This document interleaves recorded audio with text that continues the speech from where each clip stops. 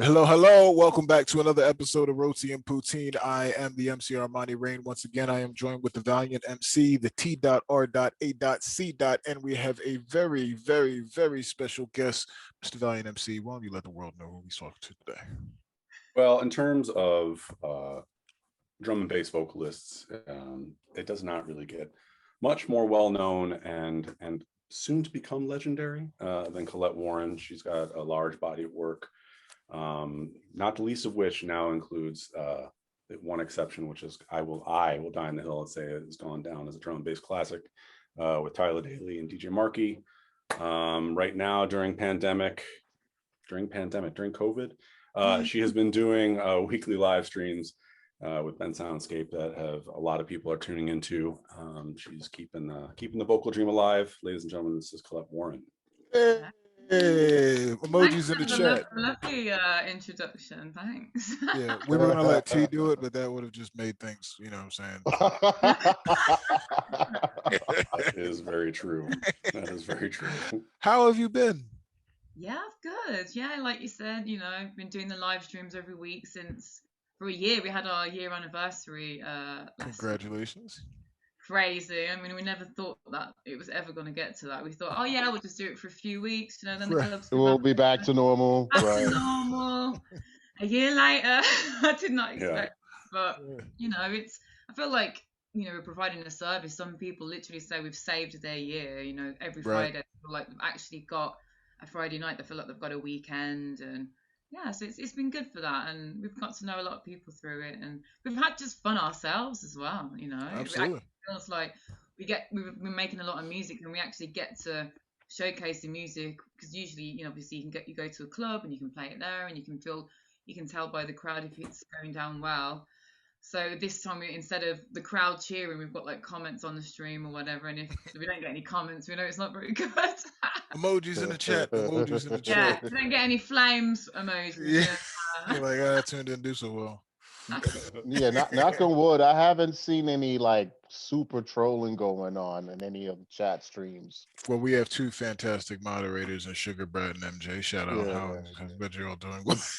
Yeah. Also, any smoke whatsoever is no. I'm talking trash. Yeah. But it's wild, right? It's like I mean, we're very much in the same boat. We were like, let's just try this out. Let's see how let's try to provide some entertainment while this thing's going on. We'll get back to normal. And now here we are a year later, like, all right, well, this is a thing that's gonna last forever. Like, holy crap, we've got a whole nother career path to pay attention to now. Like, we're not doing enough as it is. Like, let's stretch ourselves completely thin. But it's been a beautiful experience. I'm glad we got to do it. I'm glad it got to work out, and I'm sure you feel the same way. A year. It's been a year. Yeah. I mean, I've actually started a podcast myself in Mike Diary. It's very similar to you guys. I interview. I know you don't just interview MCs and vocalists, but my one is very similar to Valiant's podcast that he was doing before, just interviewing vocalists and MCs, and which I need to get you all on as well. But yeah, shining the light on. Line us up. Have us all on at the same time if you like. Yeah, I was thinking that earlier actually. I don't. True. Ironically, I started that podcast just because I feel like even though we're the ones that actually literally talk at the shows, we are the ones whose stories don't really get heard the way that all the DJs. Absolutely. Right. 100%. And I wanted to shine the light, and it's the most thing I know about. I know about drum and bass. I know about singing, writing, performing on stage. With the mic. So I feel like it was the best way for me to be able to talk to someone and relate to them, And who better?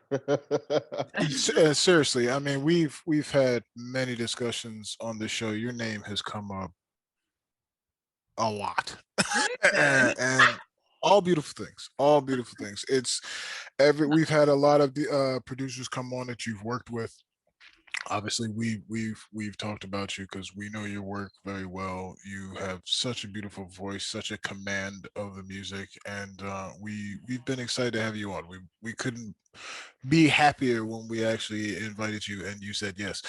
I like to make that joke a lot because people are like, "Oh, I'm glad you asked me," and we were like, "We're glad you said yes." We were like, "I don't know, I don't have time," but let's talk about. I'm glad you asked me. Thank you. Thank you for having us. Let's get into the gritty first. The number one question we need to ask before we get to the meat and The potatoes. number one question. Yeah. Bucket list food. Your Sorry. bucket list food. If your last meal was tomorrow, it's not going to be. But if it was, It what might would be. Who knows? Yeah, you know, God willing. Knock on wood. Yeah, right. Let's not poke that bear. Don't That's right. What would be your last meal? My last meal would be a roast dinner. So do you guys know what that is, right? Yeah. Yes, in fact, you are the second person to say that Yeah, on roast this dinner. show. And I Proper forget English who the other person. person was that came on and said that, but somebody else said Another that. English person. That's all I know. Well, They don't matter. Well, Hers is yeah, better. Dude, what are the odds on this show that some British person said? Well, I'm literally obsessed with gravy. So Uh-huh.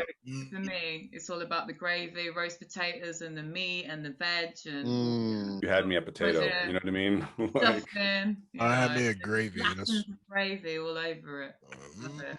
What And it's type like of what type of vegetables you want to put in there? I'll have some honey roasted carrots and and parsnips. honey roasted parsnips. I'll have some broccoli. I'll have some cauliflower cheese, and then I'll have some peas as well. Gotta have peas. You know, I am an extreme pea lover. I found out that there's like a rebellion against peas. I didn't I didn't know this was a thing. I don't know, man. I got into an argument on Twitter about it. I was like, fam, is this what we're doing now? We got hate. I'm gonna die on a hill for peas, like kind of shit. My favorite peas were when we were little. We used to get these canned like baby peas. They're kind of like a pale green, and they were real little. They're called petit pois. Petit pois. Yeah, well, we got ours. The brand that my mom had always bought was Le Sueur. So like, yeah, that's exactly what it is. And like they're kind of salty. And man, and it's Those funny are too peas? because and Wait, they're wait. canned. All right, no, I'm thinking of something else, but go ahead. No, it just I know what they were. I mean, they were peas. Ladies and gentlemen, we are recording at 9:30 in the morning. So tease a little, you know what I'm saying? Yeah. But those peas though are the greatest things ever. And I remember too, when I was a kid, I always identify with this little strainer that my mom had that was like kind of round and it had a very short little handle, and that's how you'd get them out, drain the water. It's called a strainer. Yeah, I know, but I've never seen a strainer like that anywhere else. It's not like, it wasn't a screen. It was, anyway. Point is, it's one of those like very distinct childhood memories I have, and they're the greatest things with mashed potatoes and gravy, like all in one bite. Mashed potatoes, peas, and whatever protein. I've got to say, I think America does mashed potato better than the UK. I mean, you said it. I didn't. You know. Whenever I've been there and had mash, it just tastes so much. I think it's probably because you put loads of butter and cream in it. That's exactly what. Yeah, but in England they put loads of butter and cream and everything. Like, yeah, I was like, what else do you do with mashed potatoes? But no, I love mashed potatoes. It's pretty serious. wait, Collette, what do you make mashed potatoes out of? What? Well, you're saying like, I think it's because you put butter and cream in it, and I'm like, wait, do people not do that where you are? In the UK, we just put a little bit of butter. I was gonna say we put more than they do. There's the thing. We put like a pound of butter. It's more butter and it's more butter and salt than potato for sure. Yeah, True. Yeah, it's like one potato and somehow came up with this giant dish of mashed potatoes. Valiant, what's your food of the week? See, this is tricky because this is a pre-record and It's Wednesday. Don't stop. I'm just saying, like, I haven't had anything that topped my food of the week 2 days ago, so you're right. There's a lot of pressure on the V, man.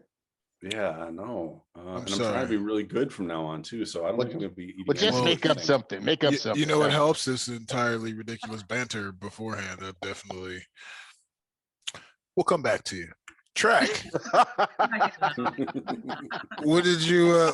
What's funny is like I'm going last and I'm happy because I don't know either. But Track, what's your food of the week, man?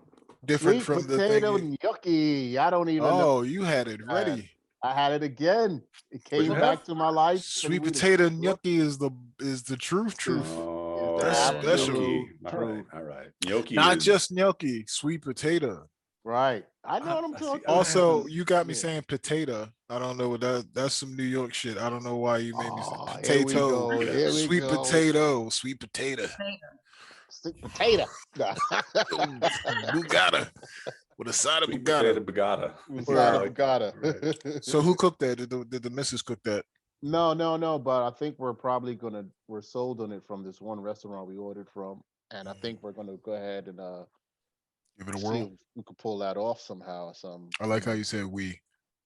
Well, Gnocchi is I hard hope to to make, be. man. I Well, tried once and I I hope failed to be miserably. involved. I'll say that much. You know what I mean? I hope to be involved, but the spot doesn't so correct that it's intimidating, to be honest. So we'll see what's up. Okay. Good Valiant, you want to gnocchi cut? is. You want me to go, or you think you Go can? ahead. No, you go have, ahead. have Go you ahead. have you eaten since Monday?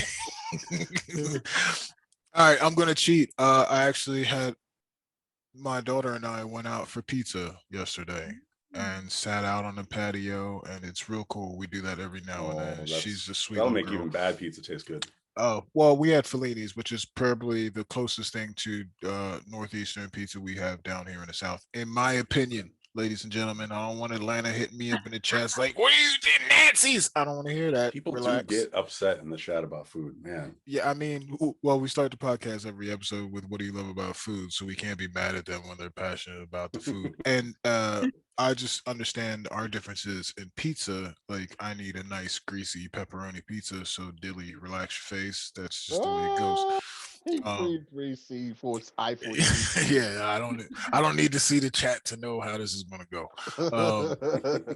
But no, we do it. I take a little photo every single time of her eating pizza. I think it's the most adorable thing on the planet. I call me weird, but yeah. Oh,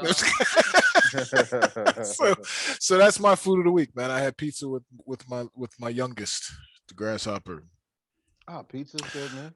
Valiant. You've had plenty of time. As Valiant sits in the corner and puts down and figures it out.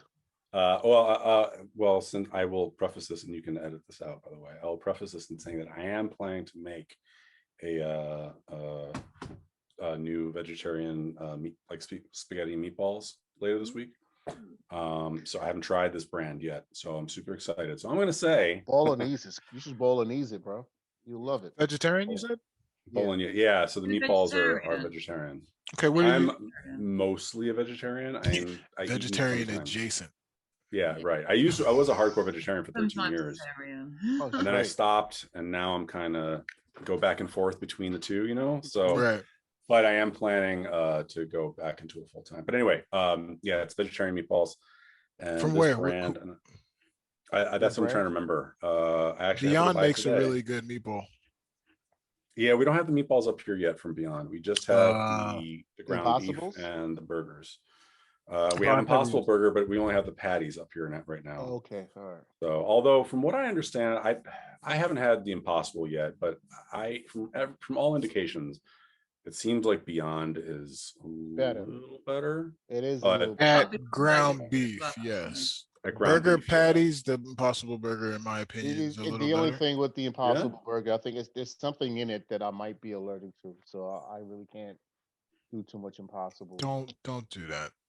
What? Well, you don't. What? We Why start not? talking about food, and then we get into the like, but it makes my stomach terrible. And then No, I ruins the didn't say stomach. anything Every about my time stomach. You do I this. didn't. But Anyway, and I'm also tiramisu. Oh my okay. So you God. Yeah, done up the which game. is my favorite dessert Oh. ever. Period. Yes. Yes. So- I'm not gonna do that. But yeah, No, I will. super It's all right. delicious. At No, the end, I didn't. I was this just is my food. We for have the a week, podcast. I not have to yours. interject. It's getting intense, y'all. What's going on over That's it. I'm closing it down. Tiramisu is the greatest dessert. It's one What of the, is your it's What is the your favorite greatest dessert, Collette? Probably just like some big like ice cream sundae, you know, Oh, like with all different flavors. All right, that's and pretty. some Yeah. brownie in it, some meringue, and then some chocolate caramel sauce, and yeah, just Do you know I'm a sucker for banana? This conversation is hysterical. I'm a sucker for a banana split, oh yeah, like a proper yeah. soft ice cream, Mm. 3 layers with like caramel, chocolate, and cherry topping with 2 bananas. Yeah. Also, I haven't eaten breakfast yet, so this is kind of. Anyway, Thinking about dinner already. bro, hurting. This coffee's is almost done. I'm gonna eat this coffee. All right, that's out the way. It was fun. I had a good time with that one. Yeah, we learned a lot today. I appreciate it. Let's get to the meat and potatoes of the situation. We like to ask. Yeah, I've been doing this for a year. Let's as Valiant has dubbed it, your origin story. Let's start from the beginning so we can get this thing rolling. What was your first musical memory, so to speak? Like, what did you sing as a child? Were you in church like a lot of great singers are? Like, what was your first? Did your parents influence you in music? Did you rebel against that? Like, I mean, like all my sisters, I've got 3 older sisters, and they all sing as well. And we always just used to all harmonize together when we was younger. Like we just sing, nice. Even like fucking Grease 2 or whatever. Grease 2. Oh, Grease is the word. Let's talk about Grease that. 2 is different, my friend. Grease 2 is different. Grease 2, there is no Grease is the word. Grease 2 is a whole different animal. It really is, and it's actually got some really good songs in it. Better than the first? What's wrong with y'all? What's going on? What? Here? No, I was younger, this is. Let's bowl, let's rock and roll is not a good song. You know. Oh, of course I know. I know. Yeah, I know. Did you sing I'm a that? Grease fan, but I'm not necessarily a Grease 2 fan. So see, when I was a kid, I really liked Grease the movie, but then I had an ex who she really liked Grease 2, and she watched it a few times while we were together. Yeah. And I saw it was Adrian's Med the guy that played the Sandy character? I don't know. Because you know how the guy was like the Sandy, and then the girl it was like the reverse role, wasn't it? And Michelle Pfeiffer was in it, right? Yes, Michelle Pfeiffer. One of her Michelle Pfeiffer was in it, right? Grease 2. It's a good start. It's a good start. Just sing that, but there are a lot of people that swear by that movie, though. You're right. So yeah, like hopelessly devoted to hopeless by Olivia Newton-John. The first, yeah, that's the first one. Interestingly, that song was not written for the Broadway musical. That song was written for the movie. Yeah. Oh wow, that's. So I hate both of those movies because when I was as a young teen, like going out to the clubs, we used to go to this spot in Cherry Hill called Top Dog, and they would play hip hop all night. We used to go there and steal liquor out of the thing. It was crazy, like really crazy times. And then at the end of the night, for like 30 minutes straight, they would play nothing but Grease music out of nowhere, and it'd be like kids on the bar just like get it. And I fucking hated it. No disrespect to you guys for your love of Grease, but it's a trigger word for me. I'm just like, god damn it. But I feel the same way about Phantom of the Opera because in concert band in high school, we used to play Phantom of the Opera all the time. So yeah, I get it, man. Yeah, but anyway, it created this beautiful being right here. So we have Grease 2 to thank for that. It wasn't just Grease 2, but that was a part of it. And me and my sisters would always sing together and harmonize. Like we do like a four layer harmony and stuff. And something I always wanted to do. My dad was a DJ. He used to play like Motown and like loads. We play, I kind of grew up listening to Motown, and that's what one of my biggest influences. I always sang, but I just didn't think I was good enough, really. So it took me a long time to actually do this thing, But so I got into drum and bass when I was 13. Actually, it was quite bad how I got into it, but so I used to skive school. Is that the word that you would use, skive school? When you call it hooky. Yeah, we call it hooky. Play hooky. Yeah. We just call it hooky. I don't even know where that word came from. Like, what is that about? Does anyone know? Hey, somebody skipped school, hockey or something. We skipped school. Yeah, so we call it like skiving it or wagging it. Where I'm from, Birmingham, anyway, we call it wagging it. So not every. Like, sometimes we go to our friend's house and they'd be playing like drum and bass, and I was like, what is this? What is this? Like, you must still have a memory when you first, For sure. Drum and bass. It just does something to you in a certain part of your brain, and it just connects with you, doesn't it? And I just knew that. You're like, what's this? Yeah, you're like, The universe looks different. Yeah. About what grade? I'm dead ass. Yeah. No. Yeah, About it's how old were you when this was happening? 13. 13. See, Yeah. I because I'm like definitely in high didn't. school, drum and bass didn't exist. You know, No. for me, like it didn't exist yet. It wasn't Yeah. even a thing. Raving in general wasn't even really No. a thing for us No. in high school because I graduated in '93. So Yeah, I wasn't gonna get into Oh. that part, but go ahead. Yeah, but so yeah. man, Yeah, so I want to say, Such a sad sigh. Well, but I I'm want to not as say, young as I look.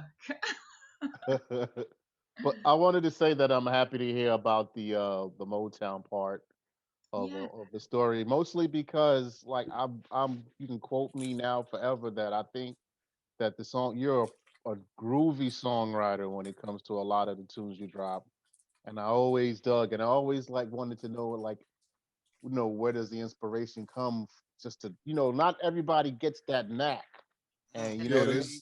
there's a soul in there that comes in that you can't learn. You know, you Yeah. know, we can Yeah. go through the tunes, but just there's a certain swag and a certain thing that comes with it that you just catch. And Oh, thanks. I don't know if it's like if you're in the lab just like putting super thought, or if it's just one, two, three, but whatever it is, when it's out there, it's out there. And Thank you. So 13-year-old Collette in the Yeah. drum and bass world, bringing her friends into, which is beautiful. Good job, good job. Yeah. Where does that go? So then, obviously, that was it. Then I was hooked drum and bass. And then when I was 50, I could finally get into the clubs. You know, yeah. I mean, you can't really get away with it these days, but back in those days, they just let you in or whatever. So then, Right. first ever DJ I saw was Groove Rider. And then that was it. I was literally I was at this club and I just finally found where I belonged. All these when I'm 15 years of life, I always felt like I didn't fit in somewhere. But when I got to this club and I was dancing to Groove Rider, and I remember thinking, I finally found where I belong. Sounds cheesy, but It doesn't look. I didn't get into drum bass till until 99 2000, and not to age myself there, but I was definitely older than 15, and I had just finally felt like I had found my people. You know what I mean? So I get it. my people. it's funny, isn't it, how it does? A lot of people that I've spoke to have said the same thing. Like drum and bass, it really, it's just different to anything else, isn't it? It's a different scene. It's different. It's like a fam. It's like one big family. Yeah, for Americans though, it always feels like we stumble into it. You know what I Oh, mean? for sure.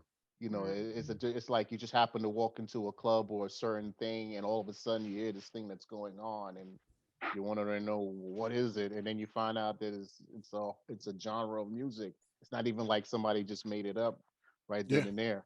I had 3 very quick stages. I heard, I did the battle and I heard it on the record and I tried to MC to it. And I was like, that's crazy. And then when we left the studio, I was given the Suppins Jungle tape with SS Foxy and Skibbity, which sonically blew my mind. And then went to a club and heard it over speakers, which is a whole nother world of like, whoa. Yeah. Like, and not to make the joke, it's like, it's something different. It's not to sound cliche, but there's something in that frequency of just the sound, the people, the vibe, the culture of it all, man. It's the culture for sure. yeah, you definitely like discover it. There's no, Mm. you know what I mean? It's not pushed on you. It's not on the radio. It's nothing. It's just like, wow, I've unlocked the whole world I of think it discovers you. right. But Always writing. yeah. Put that in the song. that is a bar. It is. So at what point now, you obviously you have a backstory that connects to MC Tally. Yes. And I believe that came about as a result of a letter, if I recall correctly. Yes. So tell us about that, please. So basically, going out, loving life, loving raving, and then Tali blew up on the scene. And I remember thinking when I first had Lyric on my lip, I was like, wow, this is amazing. Like, this is what I want to do. I want to be a drum and bass singer. I'd love to do this, but, I didn't have any confidence or anything. Anyway, she was coming over to Birmingham to do a show, and me and my best friend Zoe, we read her interview in DJ Mag, which is like this big magazine and a big music magazine in Right, UK. in the UK, yeah.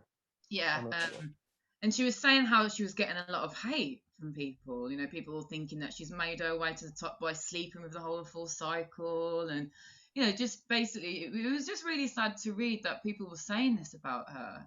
So we were like, let's write her a letter. Let's tell her how much she's inspiring us, and you know, she's kind of changed the way we think about being a woman in the scene and about being a vocalist in the scene or an MC or whatever. And you know, let's let her know that, you know, fuck the haters, like just focus on, you know, the positives and focus on the people that love you and blah blah blah. So anyway, we wrote her the letter, and she came to Birmingham and she did a show and was kind of like waving this letter around when she was on the stage, and she just took the letter and was like, I'm put it in the back pocket, and that was it really. And then a couple of years later, That's awesome. we were with DJ Die and Crust. I think we just Jesus. Yeah. at this show in Birmingham, and then Tyler came over and she's like, oh, and then she's like, oh, introduce me to your friends, and then he introduced us to us, and we just got chatting and we just became friends, and we just sort of hanging out and stuff. And then it was only about a year later when we said to her, like, do you remember getting a letter from two girls in Birmingham? And she's like, oh my God, was that you two? And I'm like, yeah. And she's like, oh my God, that letter like changed my life. Like it really like lifted me and made me want to carry on doing what I'm doing. And she's got this letter in like a scrapbook now and everything. And she just couldn't believe that was us. Mm-hmm. But anyway, how dope is that?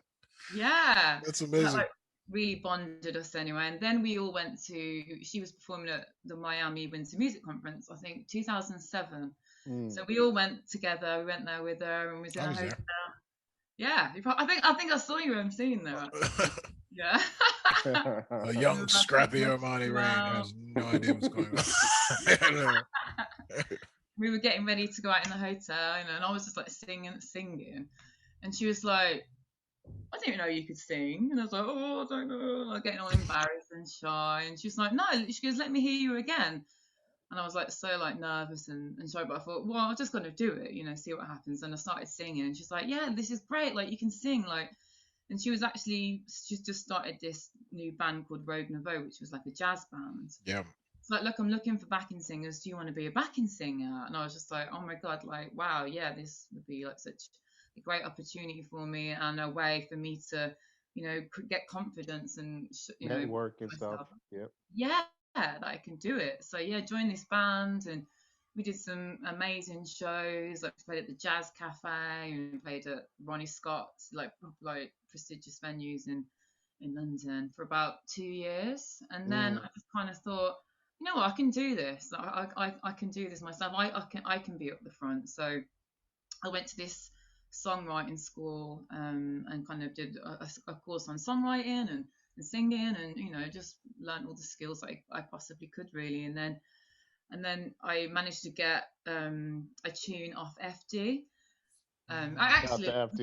There's actually a story behind that. So I sang at my friend's wedding, just like a couple of songs, you know, that they'd requested for me to sing, and FD was there, and he was like, oh wow, like why haven't you done any drum and bass yet? And I was like, oh, you know, I'm just really scared, like I'm just scared to put myself out there. And he was like, look, let's do a tune together.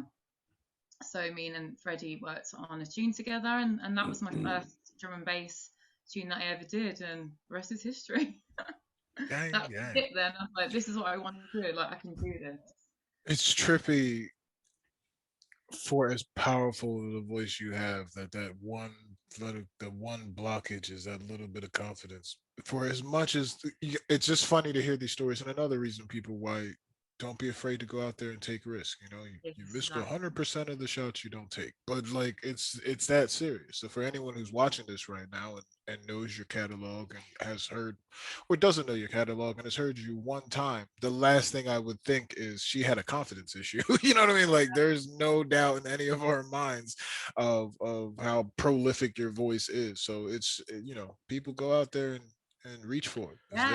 It feels like that kind of thing is like a training ground for a lot of people. Like when I talked to Cleveland Watkins, I mean, you know, it's well known that he had a huge career before drum bass even existed.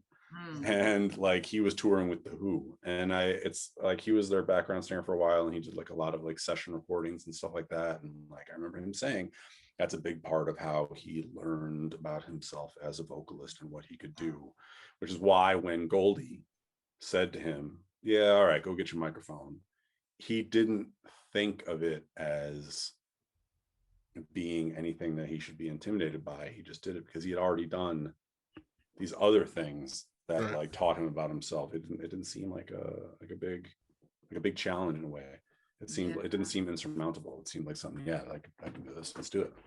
So that kind of, a lot of people, like a lot of like really great vocalists get their start like as a background singer or singing in groups and stuff like that. And it's like super important. That's one of the things that like even if like a singer is not a great singer, if they know their voice, like they can use it as a great tool. And that's one of like the things I noticed about the way you harmonize, that you don't do textbook harmonizing the way a lot of, I don't want to sound like a hater, but the way a lot of people who we don't hear about anymore after they do like a track or two and they do a little harmonizing on the track, and you don't have like textbook paint by numbers harmonizing. You obviously know what you can do with your voice and how it sounds best and how to arrange it. And that's a strength that a lot of vocalists maybe don't necessarily have because they don't have the right training or the right experience. So that's like definitely one of your more potent weapons. How did that Thanks for that. how did that first record feel? Was that a good spark? Well, yeah, again, Charlie helped me with it. At the time, we lived around the corner from each other in London, and I got this tune, and I had no idea how to record it. So she was like, oh, it's all right, you can come around to my home studio and I'll show you what to do, and I how you write the song. So the first song, she helped write it with me. In fact, actually, this song never even got released. Like, funny enough, Goldie was going to sign it, but it never did. But it was okay because it kind of started me off anyway. But yeah, so Charlie showed me how to use Pro Tools at the time, and then I was just like, right, I've got to get my own mic now. So I just saved up and got like, it was, my first ever recording mic was pretty basic, to be honest, but it was something. And got Pro Tools and kind of learned how to do it myself then. And yeah, but it was a great feeling, and to hear my voice finally on a track and thought, oh, I sound pretty good. It's different. I tell people all the time too, like people, they sing and I'm like, you need to get a recording sound and see what you sound like recorded. It's a different thing. But you'll truly be able to you'll truly be able to like really grasp what you're doing, hear what you're doing, what you need to change, if anything, you can hear that. Well, yeah, if I listen to the first songs that I did now, like 10 years ago, I sound so quite different, I would say. I feel like I sound a lot better now. And like Valiant said, I know how to use my voice. I haven't got a big belter voice like Jenna G, but I feel like yeah, big up Jenna, she's amazing. Like, but I haven't got that kind of a voice, and I have to accept that. And this is the kind of voice that I've got, and just you just got to learn how to work with the voice that you've got and make the best out of it. Well, it's like it goes with anything. Like when you're talking about music in general, it's not the equipment you have; it's how you use it, right? So it goes with voice too, because I mean, their acts now is different than my voice used to be as an MC years before that, and I've only like kind of learned in the last few years to really optimize my voice. You can ask Armanni and T. I hate the sound of my voice, but when I record and do everything to it that I do for a track, it sounds very different. And like, I think I have a handle on how it's going to turn out. And those things are like super. So learning your voice, learning what it can do and what it can't do, and learning how to optimize it and stuff like that. Those are like super important. I think a lot of people just think that they can just spit into a mic. And it doesn't work that way. And it's funny that you say that, because we've had this and this relates to both of you.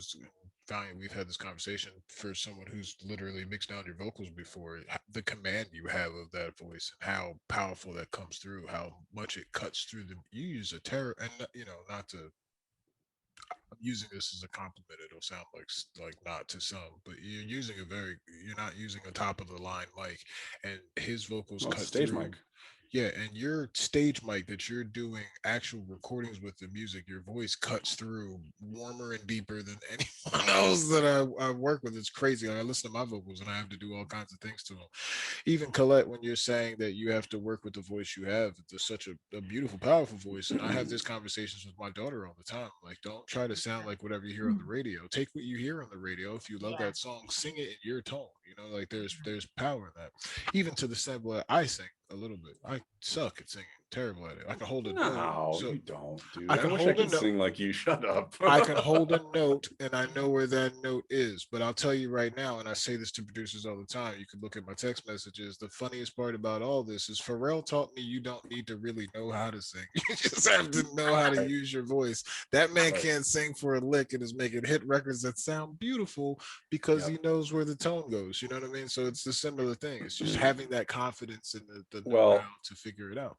look, I mean, obviously, the greatest example of this is probably T.R.A.C, who has said himself, I'm not a great singer, but I have a decent voice and I can hold a note. That's all you need. Yeah. And he has turned that into, he's parlayed like his whole career into being, from being an MC to being a vocalist. And he can do everything now, and he does everything now. And so Woo. there's a lot of Don't say woo when you come in. Just come in smooth, man. Damn. change spots, huh? I was just saying, like, you know, DRS, like he's exactly what Valiant just said. Like, Wrong. you know, he's literally just come and think, you know what, I'm not the greatest singer, but I'm going to absolutely smash it. And he's even won like best vocalist at Drum and Bass Awards like twice. You know, Right, so right. Right. Like confidence in your vocal, no matter how good or bad it is everything. And in fact, some of my favorite singers are not good singers at all. Like I don't know how much punk you listen to, but the Distillers, Brody Daly is their singer, and she has this one song where Hall of Mirrors, where she sounds like she is gargling glass, like her Jesus. scream. I know it's weird, but like That is hold a on for a second. horrible image. Hold on for a second.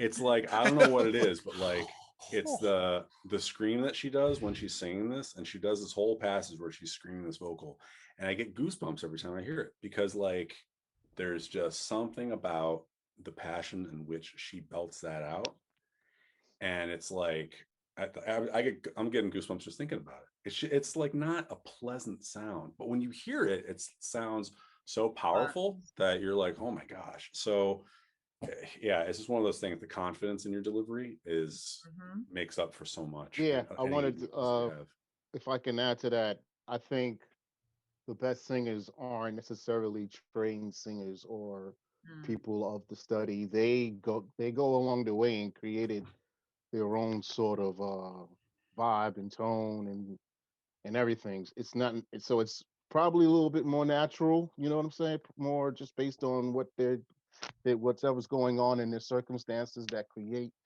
that sort of ordeal, which is, the funkiest heads alive.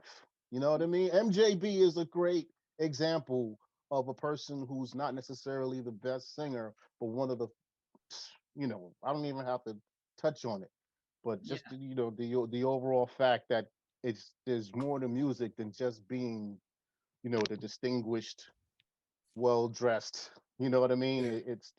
It's also from the bottom. Well, it is from the bottom, and the bottom is funky as hell. So For sure. Yeah. It's good that you have both. You have the confidence and a great voice, so it works out. You know what I want to go back to too, and I feel like this is really important. One, shout out Tali for bringing you on this journey. She's helped out a lot of people, and I feel that was important then, and it's important now as being a female in the drum and bass scene, and you guys sticking together, picking each other up, and making sure that you are a prominent and known voice in the community now. How's that journey been with you in particular? As a woman. Yeah. Yeah, I mean, not. I think like as a vocalist, it's different to. I think it's different to be a female vocalist to be a female DJ, because I feel like most vocalists in drum and bass are females. Right. So it's like I'm less of a minority, or I feel, than a female DJ. I feel like female DJs and probably female producers get it worse than vocalists because I'm not, in a way, I'm not a minority because most of the vocalists are females. True. So I haven't, necessarily experienced things too bad, to be honest. Good. Other than certain things like being on lineups, but I think that's got to do with being a vocalist as well. Like sometimes I've been booked for an event and they've put me just at the bottom of the lineup, even though I know that I'm more established than certain other people and it doesn't like really the support matter. DJs. Yeah, and it no, you doesn't can say matter. there's 3 MCs here. You can talk. Right. How do we bitch you about even, it all the time. Let's get. how do you even feel about sort of the I guess the MC tag that would come along because you're a vocalist if you're at Yeah, a I set? mean, again, there's certain times I've been on a flyer and and it Mhm. says MCs and then my MC name's Collette. and in my mind I'm not an MC. Do you know what I Right. mean? I can host an hour set and sing and hype the crowd up, but I don't really class myself as an MC. I kind of understand why promoters do it because it's like, well, where else are we going to put them? But I've just got a whole thing with the whole separate DJs and MCs thing anyway. It should just be like whatever Facts. DJ you're booked with, it should be, for instance, it should be like Brian G and T.R.A.C or, Andy C and Armanni Rain and whatever, like, I feel like, we should just Very be much so. Coming soon to a theater near you. No. Very much so. It Yeah. always confused me. It's just like, why is it done like that? And it's also in small print as well a lot of the time. Yeah. Like small, like really small. Like you have to like get your bloody, Oh man, I love the day when festivals just started doing things in alphabetical order. Oh, The same boy. font. I was the happiest person on the planet, and my name was Armanni, which really was great. Yeah, It's just like, hey, I'm at not the top good of for the you, line. Valiant. Yeah, Valiant. There was. Oh, Wait, damn. what? Yeah. So they started doing festivals in alphabetical order and all in the same print. My name's Armanni, so I'd be at the top, but you, Valiant, headed Way the hell down there, headed the man. But other he's way. like down there. VA, so he'd be like the first V, you know what I mean? Oh yeah, that works. No, but Right. that's a very interesting. I didn't think of that because you, as a vocalist, you're separate from the MCs. I would even say Right. a little even. I would say even more special than us because you're.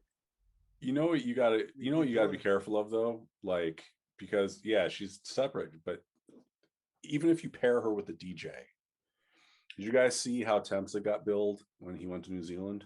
Yeah. Super 100%. little, right? Super Super little. little. And then the MCs at the bottom, who by the way got the shit small treatment, even their print was bigger than Temsa's print. Yeah. And he's at the top of the underneath, like featuring Temsa. Hybrid Yeah. Minds with tiny Temsa like this. Yeah. And I'm like, what the hell, dude? First of all, I don't understand this. And you know what? Some of the biggest labels and promoters are guilty of doing this repeatedly. Hospital Records.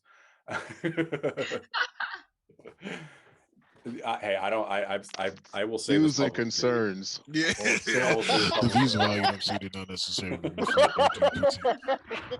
Well, no, seriously. No, though, if you they look- do. So if it's you look fine. if you look at like, say, like a lot of, especially, I don't know if they do it so much now, but they used to do it badly. A lot of hospitality events would taper down the names, so like as you go down the bottom, the names get smaller and smaller, right? I hate that. And so like, much. right, and so the MCs, the bottom, would get, like, it doesn't matter who they are. Like, I remember seeing like T.R.A.C in hospitality flyers, and his name's like super tiny. I'm like, dude. And that time, the dude had 2 albums out. I'm like, Yeah, bro, Yeah. it's weird. I hate when I see the small print. It's like, is that the information about the show? Like, is that is that like the Yeah. warning label? Why are we the same size as the warning label? We're not the ingredients. You know what I mean? Like, we're part of the show. So that's an interesting tidbit we just It's read. like, oh yeah, and they'll be there as well. It's like we We gotta. yeah, we're just as much part of the set as the DJ. Right. I've never heard of someone word We it like gotta that. find It's a way perfectly. for Oh, artists and by the way, to, the MCs are there. Oh yeah, Good. they're enough at some point. We gotta find or find a way to find at least a happy balance with promoters if they're gonna like just save ink on artists that show up to their. I get it, big names, capitalize, whatever it is. There's vocalists on that flyer that are going to be people who are movers and shakers as well. Yeah, and they're bigger than the local Deserve- DJs. Sorry. Right. And I'm not even knocking, like, the local support is important. There, there is Sure. no real a whole night without the people who are, everybody else who loves this stuff. So there's got to be. It's just that's probably what it is. I think from face value, it just looks like we shouldn't care about anything else but up here. Now, if you're It like does Michael Jackson or feel something, like that, doesn't it? then all right. If Michael Jackson's going to perform, I'll just put the T on. I don't care, but like, I just feel like if everybody's involved, everybody should have their own share of space to be seen in every form. And I don't know. It's a sit down though. I don't know how you get past that, especially with promoters when they're so happy to book their favorite artists and all they Yeah. think about is their favorite artists when they show A lot up. of the time as well, though, behind the scenes, it's the DJs or like agents saying, "Yeah, you can book these artists, but they need to be massive at the top. They need to be." Oh, And then, that's totally what it is. like Ben that runs Intrigue in Bristol, he's had like arguments with like, with agents like about. So once he had Shout a out to Ben. lineup with Fabio and Groove Rider and Lensman, and then he had this massive argument with both their agents, that both of them fighting about who's going at the top. And we're like, well, obviously Fabio and Groove Rider should go at the top because it's Fabio and Groove Rider. Right. But then Lensman's agent's like, no, he needs Lensman's bigger now. He needs to go at the top, and it was such a massive thing. Like it was horrible. Like I can't remember what happened. I've seen artists pull out of gigs over it. I'm like, really? Like, is it that big of a deal? But It's funny that anyone would think, by the way, that Groove Rider and Fabio should go underneath Lensman. No offense to Lensman. No, of course. But like, if you have a show with Elton John and say Taylor Swift, okay, sorry, but nobody in the right mind is going to put Taylor Swift above Elton John. You know what I mean? Man, Like, we about to catch the T Swift hive like crazy. It's gonna be a hot show. I'm sure all of them watch their show. It's mad Taylor Swift fans in our audience. It's not even a lot of the time. It's not the DJ sending. I'm sure Lensman. It's not. It's all the agents. Oh, I need to go for Fabio and Groove, but it wouldn't have been them. It would have. It's just their agents, and so sometimes it's the agents kind of mess things up. It's probably some of the DJs too. We just had Lensman on the show. You guys are already throwing. I'm not talking about. No, Lensman. it's I'm fine. talking about No, Jesus Christ, no loyalty out here whatsoever. No, I'm just kidding. Lensman is the kind of person that wouldn't have said it. Like, oh no, he was. Shouts to Lensman. Yeah, Lensman doesn't give a shit whatsoever. Whatsoever. We're just joking. So you've been, man, tied to some wonderful people making beautiful music. Ben Soundscape, Marquee, Quadrant Iris, we just had and spoke very highly about. Like, how's it being? Because we're talking about you're elevated more than MCs. You're a full-fledged artist. I would like to see the Collette Warren collaborative, you know what I mean, set. Like that would be ideal. It's like, all right, well, let's take that and take all these people and all these tracks you've done. How has it been, doing these wonderful collabs with all the friends we've had on the show? Actually, they're all good people, right? Yeah, we had that. Like, so there's certain people that you just click with and work really well, like Quadrant and Iris. Like we've done 3 songs together now, and I did watch, their show with you guys, and like they said, they don't actually do that many vocal tunes. Really. They don't. But with for some reason, it just clicks with us. And the latest one we've done, in my opinion, is the best one yet. So look out for that. No, we should keep an eye on that. But yeah, it's just certain people you just click with. Like me and Mark have done a bunch of tunes together, and obviously me and Ben, of course, have worked loads together. And I know for me, the biggest ones, that was like a complete dream come true was when I did a track with Caliber. And because that was just always my number it's one. Like, oh. Yeah. It was just like, still to this day, I'm like, did that actually happen? Because I just thought he would never work with me. Again, that comes, I guess, down to like the confident thing. But also, he doesn't work with that many vocalists, really. Yeah, absolutely. He's more likely to sing his own vocal than get him. Yeah, exactly. He sings himself, like T.R.A.C, and of course, Diane Charmaine, R.I.P. So I just thought, oh, it's never going to work with me, like, of course. But yeah, I mean, we did. So it was amazing, and it's, it was one of them bucket list things. Oh, I can die now, fine.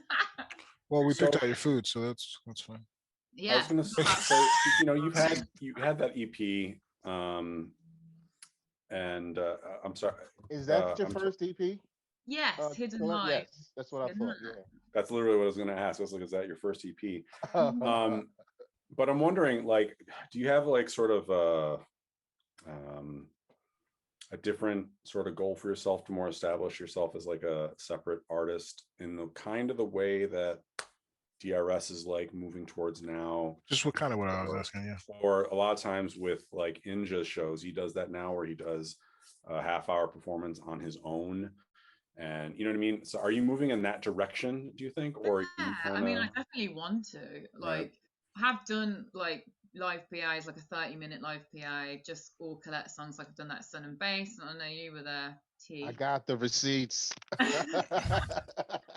got the receipts. And when I went to Brazil, I was very, very, very fortunate enough to go to Brazil twice to perform there. And those occasions, I would just literally do all my own songs, and it's much better that way, because I feel like, obviously I love hosting a DJ set, it's a lot of Right. fun, but to do a Collette PA is obviously what I want to do, and unfortunately a lot of promoters don't do that. It's almost like they're scared. They're Totally. You're talking to somebody. I'm the collab it's guy. Like that's all. You look at my Spotify right now. It's featuring. I've got at least I've got loads of music that would fill 3 sets. And when you approach promoters like that, like, well, I'd like to do an Armanni rain set, and they're like, eh. And I'm like, I mean, it's literally full of top end producers who you're booking anyway. So it's a weird dichotomy. Yeah, it's a weird dichotomy to work with. And it's just so much talent within within the community. It's like, everybody is from another genre or loves a different style of music other than drum and bass, and they're part of those worlds as well. So why not have these moments? Only reason why I bring this up is that because of this, when they finally do say yes, you feel your nerves tense out of nowhere. It's something that you shouldn't even feel so crazy. Like, yo, I'm coming through the rock. Yeah. Now it's like, if you don't rock, you're gonna mess it up for everybody. And it's like, whoa, you know what I mean? And this is, right now, I would say within the last 5 to 6 years, there's been an influx of highly talented artists who are vocalists, who are MCs, who are artists, who can just put it all together. And I think drum and bass would be missing out on not letting these guys get their moments. Yes. What do you think? What do you think, though? And I guess I'll send this out to the 3 of you. What do you think would have to be done to make a proper, like, say, live PA, for lack of a better word, for vocalist or MC, so that the energy of the room doesn't dip or wane? Like, are we talking, like, is it going to be a mixed live PA, or is it going to be like radio edits of the tracks, or how would you guys personally approach handling this kind of thing? You want me to answer that first? Let her. I mean, she's the guest. Let's get her opinion. We can add on to her. I mean, we've been doing this for a year. Track. She's like, I'll definitely too much. I got too much. Track was like, I left the room for 10 minutes. I need to get my shit in. I don't mind you going first, but I can go first. No. If you don't want to go first, trust me, we will. I'm happy to go first. So, okay, cool. No one tunes into your. When I did my first ever PA, I think maybe in Bristol I did it, and I did it where I had like a pre-planned mix, and then the tracks kind of faded down in between. But I felt like that didn't work, because I felt like in the dips, the reason why I did that was so I could like talk through each song. But then I kind of thought, at a drum and bass night, it just doesn't really work like that, because people are there, they're pumped, they want to just be constantly, Right. So what I've done the last few times is just had like a 30-minute mix, like get all the tunes like mixed all the way through, and that way it feels more like they're at a club then, and it's like a proper set then. So that's, for me, that's what's worked for me. unless they want to rewind, of course, and then you can't do one. Yeah, that's the Yeah, we don't do don't hit, rewinds on don't it. hit anything. Don't Yeah, touch it. Let don't it touch go. it.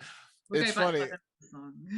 It's funny because like it really does depend on the scenario. So it depends on the party, but a lot of the for lack of better terms, we have mixed, I'll just say mixed genre parties here. I feel like that the night needs to be curated by the promoter first. I think that's the first line of defense right there. It's like, all right, well, how are you, if you ask me to do an Armani Rain set, I need to know what else is happening for the rest of the party.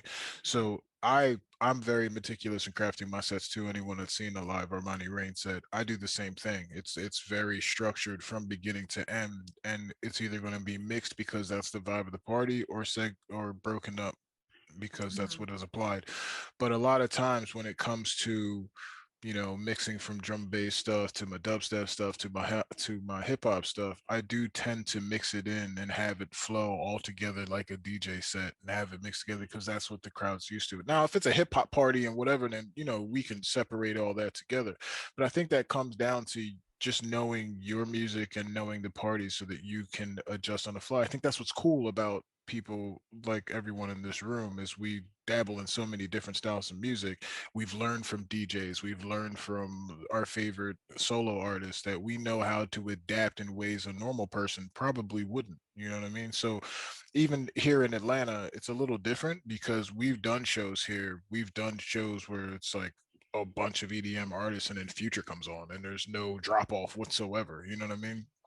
So I think educating your own fan base if you're in your own city, or knowing what the promoter's curating outside of your city and having that flexibility as we do is an asset. Yes. I also want to say to hip hop's you know, up is a lot of the openers may not even be hip hop. A lot of the openers might be something totally different, and it might be hot, and you might have your moment because you're on a decent headline. And I think a little diversity can go a long way in any kind of genre party, I guess, if we can call it that for right now. It's just like for me, like Jenna G should be like one of the biggest artists in the world. You know what I mean? Yeah, 100%. DRS as well. You know, we can go through the Diane Charlemagne should have, mansions and yachts, in my opinion. And then mostly, I believe a lot of stuff hasn't really happened because we just stick to doing like The people just same. stuck to the vocals and play the record, but these people never really got a chance to like express their full capabilities and their full. And I feel like, yo, listen, everybody listens to more than one thing. We can have fun with, or you know what I mean. We can Dude, have fun with this. how That's all I'm cool would saying. it be to have a whole concert full of Collette Warren, Jenna G, and all those names you just mentioned? And that's the show. Like, no, you know what I mean? Well, Like, that's what I was going to say. Is I think that could be done, and I think that for can sure. still maintain a party atmosphere. What I'm thinking too, like, I don't know, Colette, since you are a harmonizer here, do you, when you are doing like your live PA things, do you have your own harmonies already on the track that you're singing I to? do. Yes, Or so do you sing over your own singing straight up, or no, how's that work? if it's like a proper PA, then I'll all the lead vocal will obviously be taken out of the track, but I'll leave the harmonies in. Oh, you will? Okay. Yeah, I'll leave the harmonies in, but not the lead vocal. Me too. not I'm on that. not Yeah. not to cut you off, but I need to stress this. What she just said, ladies and gentlemen, is the most important thing to me as a vocalist or MC. If I ever hear you rapping over or singing over your tune, I'm going to be very upset with you. Like it's a versus battle, I right? can't stand it. I hate it so very much. So thank you. But you can continue. You're the great and wonderful Collette, ladies and gentlemen. Kaboom. I've lost respect for artists that I love. That I'm just like, fam. Like, are you? It doesn't give you room to do anything. Do you like I mean this I don't know if you guys, if T or Armand, I don't think you guys use effects of any kind, but Colette, do you use effects at all live? No, your voice? I've tried to do it before and it's just gone wrong. You know who's been doing it? Anastasia in Toronto. Like, she goes by Flow Anastasia now, but she has been doing stuff lately. And she's got like I don't even know. She's told me what it was before, and I'm totally spacing. And Anna, if you're watching this, I'm sorry. but she does all sorts of like interesting things with her voice. And I'm kind of dying. I got to get that box because I use effects on my voice a lot. That would be interesting. It would be interesting if you're doing a live PA and you don't have a DJ to back you, to have some sort of situation where you're literally controlling the tunes like out, so you don't have to step behind the DJ booth to do it, or just rely on like a mixed thing. So you actually have control over if you need a lot. Yeah, but that's got to be that. I mean, obviously it has obvious limitations. Like, is there anything that's practical that you can do in which you can control the flow of your own tracks, but you don't have to be behind the DJ booth to do it? See, that's the thing though. I think I don't want to become the one-man army on stage like that. No. I want pieces like personally, like we were just talking about the mixes. I understand the need for those mixes. I would rather have a DJ. I want the DJ there to feel the party and feel. I do both.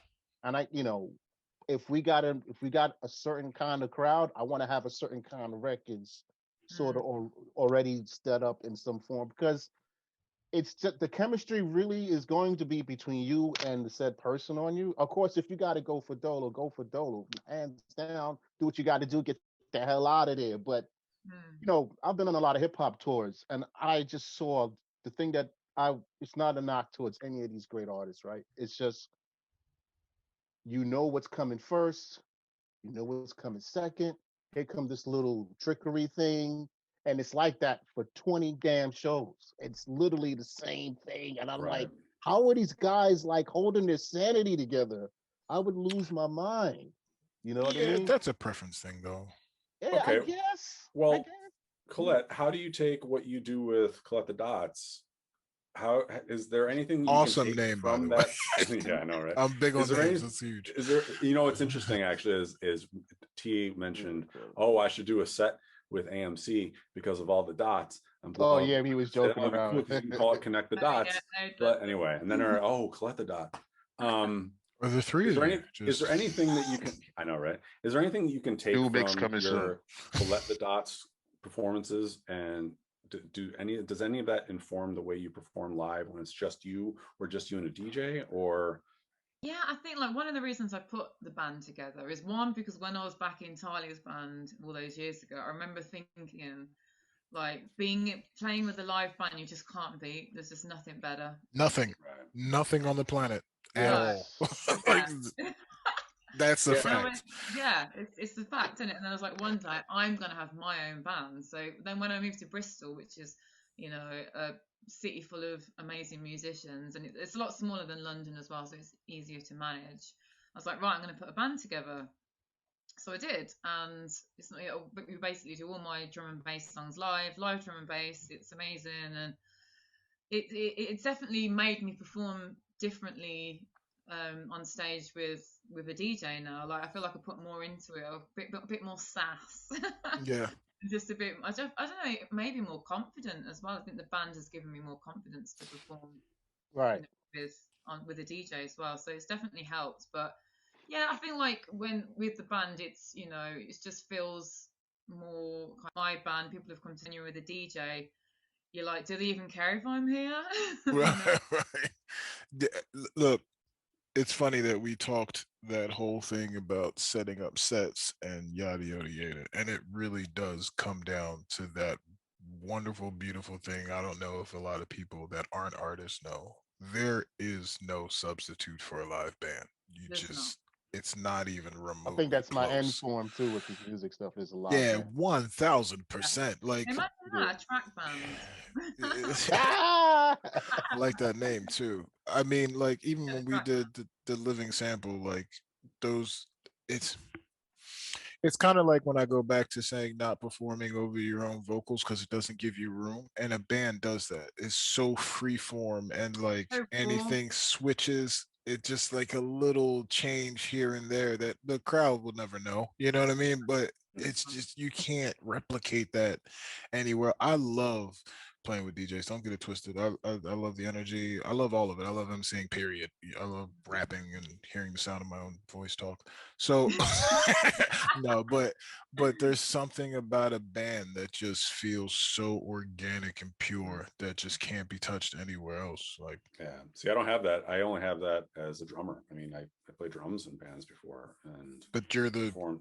the But drummer being, is a part of the band. what I'm saying though is I don't have that as like, My parents I out don't there. have the experience of them seeing over band or anything like that. So like it's just limited to a DJ. Now from a drummer's perspective, Mhm.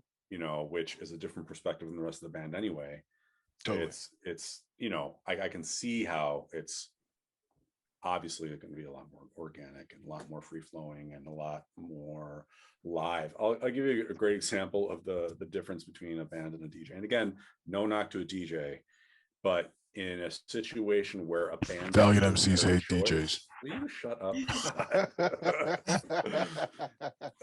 When you have a situation where a band would be the better choice, the difference is like glaringly stark. So I went to go see CeeLo in Vegas. He had a Vegas residency for a little while. It was kind of like a trial run. And it was just him, some background dancers, a huge LED screen, and that's it. There was no band. The tracks all came off of, you know, whatever. Like NPC it or was- something, yeah. yeah, exactly. Yeah.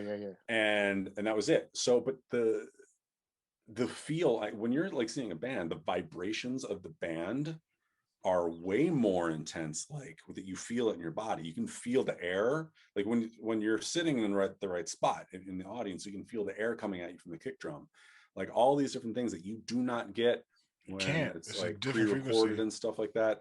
And his show was really lacking as a result. He had great dancers, he was good, the LED screen was cool, but not having a band there really made it feel like kind of Proof in disappointing. the pudding. One of the greatest hip hop shows I've seen to this day, believe it or not. Not believe it or not, that's, you know, it is what it is. Kanye's Glow in the Dark tour was mind blowing, like on some Pink Floyd shit. And for a lot of people don't know is while you only saw Kanye on stage, beneath the stage was an entire band. I mean, when Craze was playing with him, he was down there with a full band. All of his music was being played with a full band and a little bit of MPC sampling right there, and you could feel the difference. You didn't even see them, but there's a difference in that. You know what I mean? Like it just, and as a vocalist, man, like it pulls something out of you that's just like this feels right. You know? I mean, like, let's just go even further. Like, Inner City Life chorus with Goldie Yeah. swinging the baton was like one of the most magical moments I've ever witnessed. You know. Yeah. Yeah, You that know, was amazing. so yeah, I mean, I guess we're all established that live band is where it's at now. But a good DJ can do wonders. I don't. Yes. Shout out to Oh, We're for not sure. dissing DJs. I just want to. You guys get enough praise. Suck it. Yeah. No, we're only talking We have about you on like, every where the band would be a week. better Let choice. us- Yeah, I just, you know. We've done a whole year of DJs. Let us get our shit off. Like, you know what I mean? I just got to make sure that the chat's gonna go crazy as we are talking. All you DJs in the chat are obsolete after this. No, I'm just kidding. So, speaking of Lord the have future, mercy. what have you got coming up? I want to know what's on the Yeah, so I don't know I'm what this is, actually, but I've got my second EP about to drop, and this time it's a little bit more scary because I'm doing my first self-release. So I kind of just congratulations. Excellent. yeah, it's scary, Independent. but Oh, I sorry, just, I'm sorry. like you said earlier, what can you do to kind of separate yourself? Well, okay, so this is kind of a step, I suppose. Like, I just wanted to put something out that I've chosen all the tracks. I'm going to choose the artwork. I'm going to choose when it comes out. So a lot of the time, you get something signed to a label. You could be, as you all know, you could be waiting 2 years before it comes out. Facts. And and of course, because obviously the label's got all these other things in the pipeline. But I just thought this way, I can put it out when the hell I want, and it's all on me. I can do all the promo work Do myself. everything I've got all the yourself. I've got all the contacts I need. Like, just want to give it a go, really. And I've been inspired by other women actually in the scene, like Kyrist has been self-released, and Charlotte Hanian has been Charlotte Haney's been busy. Good yeah. Lord. So it's kind of like, it's made me think, yeah, well, I can do this. I spoke to Marky about maybe doing it on Underground again, but then I was like, you know what, I'm just going to do it myself. And and see what happens. So I've got that, and then later in the year, well, I'm gonna tell you anyway. So this is a world exclusive, but me and Roti and Rhea, Poutine, ladies and gentlemen. me and Rhea are doing a joint album together, and Ooh, yeah, okay. All right. that is I was coming gonna. I didn't get to the Rhea question, but yeah, cool. Well, yeah, so we're putting out an album together, and again, we're self-releasing it, and we've nearly finished it, and we're looking to put it out in September. So yeah, we're excited So about. let me just Go ahead. go a little further. Anyway, I see you two as sisters, pretty much. I would love to know the story of how you two linked up. I'm guessing you both were singing. Well, it was actually Sun and Bass. Oh wow! Yeah, so it was about 10 years ago. In fact, it was. We're releasing our album in September because we went 10 years ago in September. So it's our friend-versary. Beautiful things. Do you remember? Yeah, so Don't we were me. both actually performing at Sun and Bass that year in 2011. Okay. I'd never seen her sing before, and she was she inspired me as well. Like before I started doing it myself, with Open Page and everything. Yeah, classic. Yeah, so she was a big inspiration to me as well as along with T.R.A.C and Jenna and Dears and everyone. And so I just sent her a message on Facebook. I was like, oh hi, it's Collette here. I'm just letting you know, like really looking forward to seeing you sing at Sun and Bass and hopefully meet you there. She sent the message back, and then we both discovered we're both from the Midlands in the UK.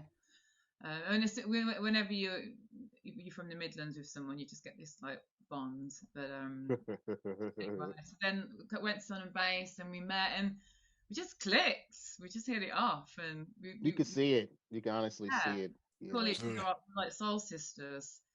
And we've just been like best friends ever since, really. And we did a track. I did a track with her on her Sublimation album. I think that was 5 years ago. Piece of Me. Mm-hmm. And then we always talked about doing something again together. And then we did something for Willem and Hadley recently, Invisible. Nice. And then off the back of that, we were just like. The first of all, we was like, oh, let's do an EP together. I was like, oh yeah. But then we were getting so many tracks coming. Right, as it does. I mean, it was going so well, and we were just like smashing it. We're like, should we just do an album? Like, yeah, fuck it. Those are the best, though. Those are the best for sure. I'm in the middle of that situation right now. It feels good. You're like, wow, this is natural. Yeah, live bandish, like shall we say? It felt like running water. It was just so natural how it came together, and we just worked so well together, like writing the songs, and then our voices sound, they're quite similar, our voices, so the harmonies together sound great, and yeah, we're really, really, really excited to how long have you been exciting. working on this? Was this a pandemic move, or were you pushing this beforehand? Pandemic move.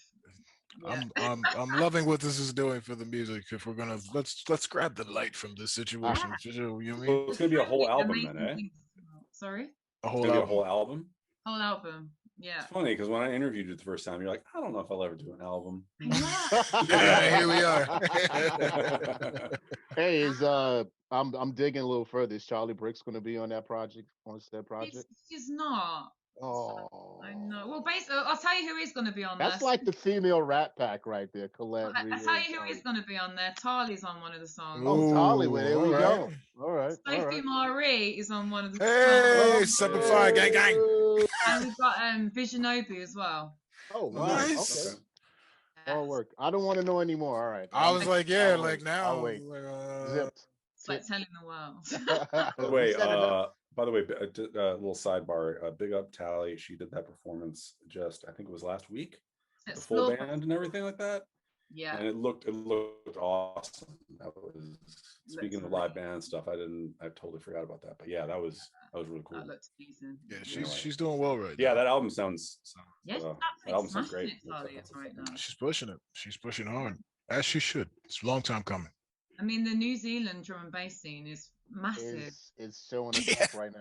It's showing everyone up. Showing everybody up. It really is. They got a head start. It's nice. That's what's up. It's bigger this year, Yeah. Well, we know. That's because we haven't been doing anything and we've been seeing what they've been doing. Right. It's definitely huge. It's not just a simple fact when it's not like it's a small thing and we're like, man, that looks crazy because we're not doing anything. They look, I mean, even the protocol they've got set in place that you've got to come there, do the 2 week thing. It costs money to even do that situation. But if you're there, I mean, we've talked to a few people that went there and have not returned home. So it's just like we live here now, and I don't just went blame there them. with Andy, as you've probably seen, Yeah. and he was meant to come back and he stayed there. Why would you leave? Like, what's the He's point? actually staying with Tali and Ben. He's staying with Oh them. wow, that's real. Yeah, I wouldn't go either. I mean, I have a family, so I would definitely come back. I wanted to make You I wanted paused to for a make that second, no. like, I you're wanted like, to "I have make a no. I wanted family, to make sure they but-" heard me. Is the thing. I don't want to be like I'd leave and go to New Zealand and never come home. No, I have a family, so either they're coming with me or I'm coming back home. To be clear, So I wonder how that just works. gonna Like edit when that out. people go there for, if people are going there to like Tempsa went there to he did the 2 weeks, saw his thing, and I was just like, man, so are the promoters footing that bill, or is he footing that bill, or how's that even working?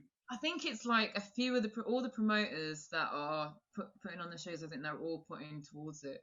Yeah, Oh, they're all being really They understand where they are, and it's a good workout for them one way or the other. And you're They not might even going, save money. Yeah. and you're I don't doing know if I multiple could handle gigs as well. quarantine, to be honest. I just don't know if I could do it. 2 weeks in a hotel room, that's different. I don't know. That's I different. don't know. 2 weeks in my house is one thing. 2 weeks Yeah. in a single room is asylum vibes. Yeah, like that's jail. Asylum vibes. That's not jail, ladies and gentlemen. Don't do that. It's close. Wow. Would you guys do it? Would you do it? Would I do it? I mean, I guess if Oh, the money's right. 1000%. Even if the money, I would just love performing. Hey, So yeah, I would do it because of the love, but Yeah. you see me like every other year. I'm over there for a while. I was I gonna say, always if you've ever say, played in New Zealand or Australia too, that's a beautiful crowd is normally. it? So Yeah. yeah, absolutely, 1000%. I'd go there in a heartbeat. I'd spend 3 weeks in I'd a love to hotel go room. there. I don't want to spend 3 weeks in a hotel No. room, but I totally would for sure. Yeah, I think if I got offered it, I probably wouldn't say no.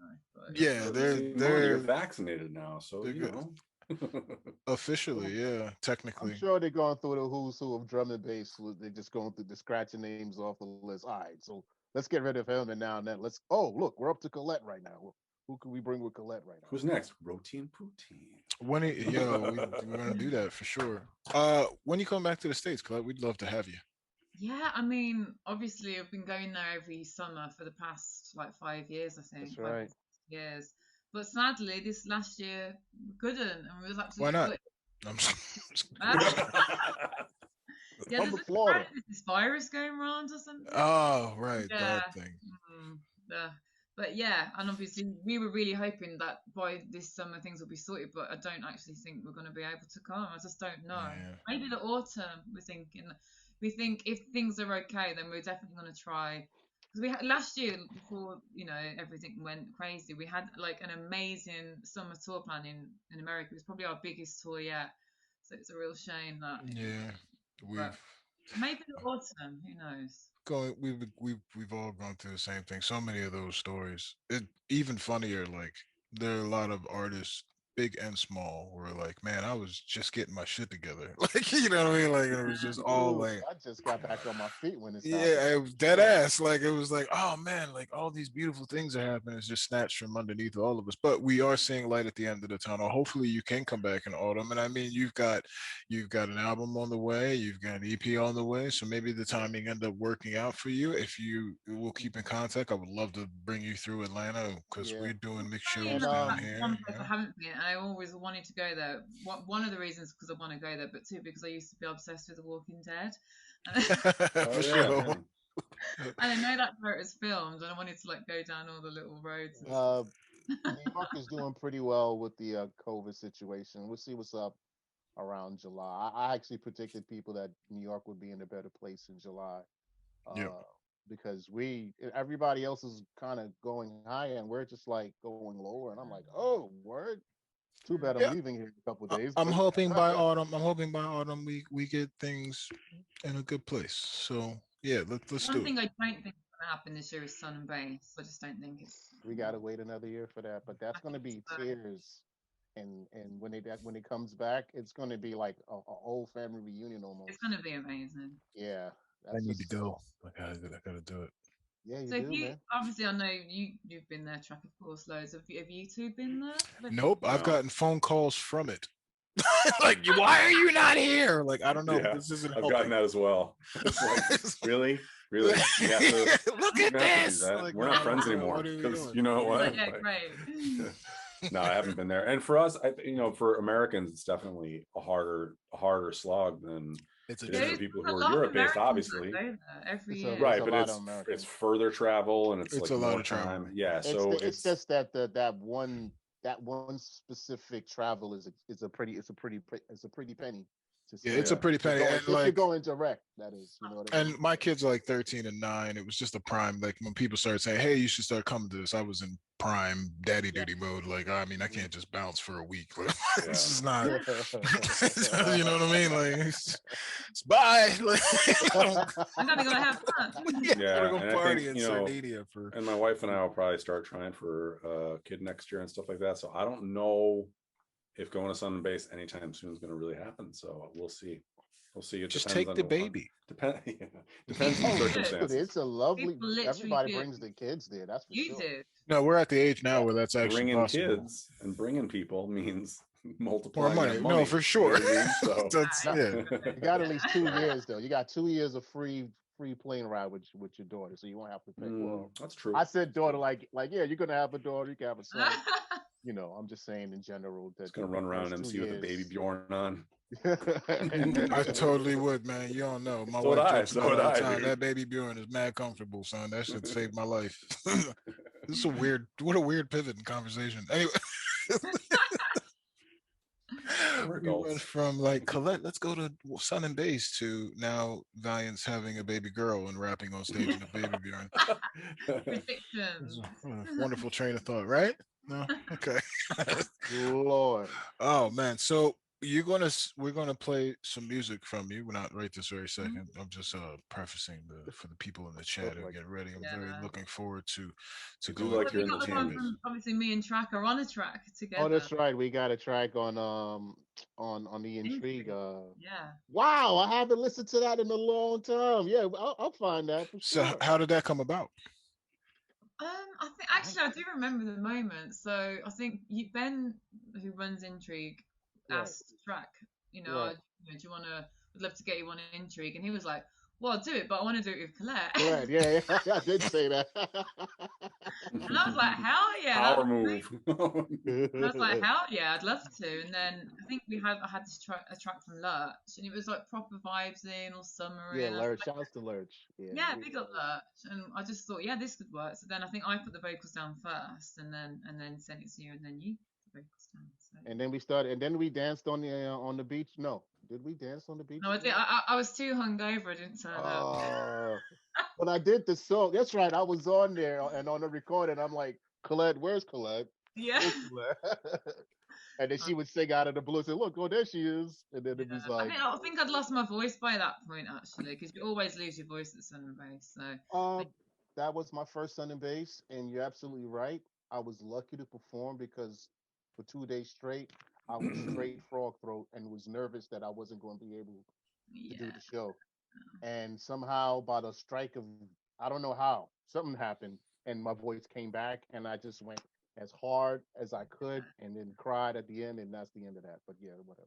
It is a thing though. You have to, like vocalists, we have to go on at the start of the week because otherwise we're just going to lose our voice. And it's not because we're like partying too hard. Even it just, I don't know what happens. You're talking loud to people in that. I think so. Word, you know what I mean? Well, Yeah, it's consistent for like 4 days straight, though. You know, you gotta pace yourself. I tell that to everybody. Well, pace yourself because you don't know how much energy you're just giving off. And then that I know specifically why for me. I'm with all the Brazilians. I'm with Brian G. Every time. rocking. I'm with everybody there, and I'm screaming like I don't have a freaking mind anymore. I'm like literally screaming like ah. Yeah. yeah. And You know, It's different for vocalists though, because you guys have certain frequencies you guys need to hit. You know what I mean? So Yeah. like, we could fake it till we make it. It's just like if I have a raspy voice, I can get through it. But it is weird to know that we used to run those gamuts, WMC or any whatever, like multi-day festivals where we would MC for hours for multiple days in a row, or the crazy stuff of like IMC at 12 o'clock in the afternoon and then again at 9 o'clock at night till 3 in the morning and then rinse and repeat the next day. And it was just like I was smoking back then too. Like I don't understand. We would care. People were like, "How are you doing this?" I was like, "I haven't the faintest clue, to be honest with you." So, I don't. I Yeah, have to admit, honestly, I do what Celine Dion does a lot. I don't really talk much on days. I've applied that.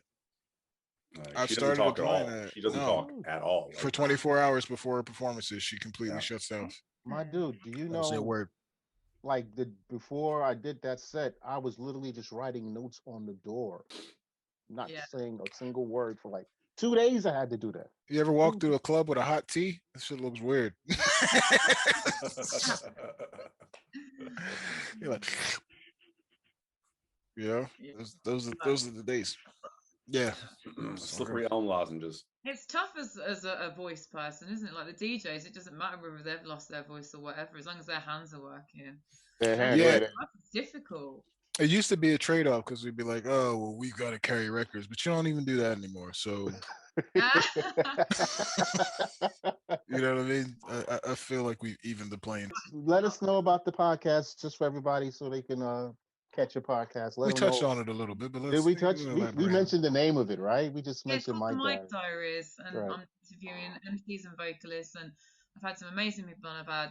I had Charlie on the first one, of course, and then I had Stamina. I've had Inja had recently. I've had Rhea, of course, Charlie Bricks, Degs. I've had and I'm waiting. Obviously, I really want T.R.A.C, but he's obviously really busy. But before I wrap this up, I'm getting him on that. I want to get you all on there, but maybe we could do a swap soon, and you could all three of you could come on. We'd be honest, right? I don't want to do it with them though. I was trying to say that just me specifically. No, I'm just kidding. No, we should definitely do a cool swap. That'd be fun. Yeah, definitely. But yeah, I'll definitely keep it up. I mean, I'll probably have less time to do as many, right? But I'll definitely keep it up for sure. I mean, there's so many vocalists and MCs I want to speak to, like everyone. So yeah, it could last me a few years. And they're fun. They're fun to do. It is fun. It's hard work, but it's fun to do for sure. The editing's quite hard work afterwards, but it's fun. And people love it. People are really, really, really enjoying it.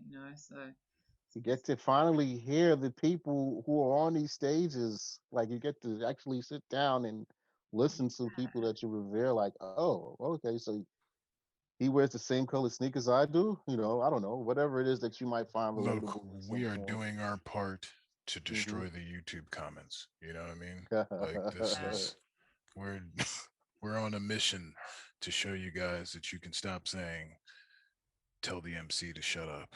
Okay. We're people too. Yeah. We love the music as well. Maybe even more. I'm sorry, I just went off to it. I don't know. People, look, people who don't like MCs and vocalists or whatever, they can go find another genre. Absolutely. Sorry. Go listen to house.